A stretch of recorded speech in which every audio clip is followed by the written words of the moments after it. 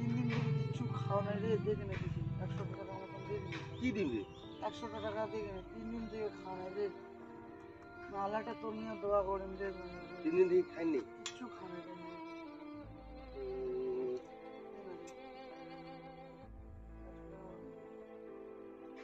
মোট তো 500 টাকাই নোট। খুচরা হবে? হ্যাঁ 400 টাকা খুচরা হবে? 400 টাকা খুচরা? হ্যাঁ হ্যাঁ 500 টাকা নোট আছে। হবে না, দেড়শো দেখে না। দে 400 টাকা দে না আমাকে। ওটা না 150 হবে।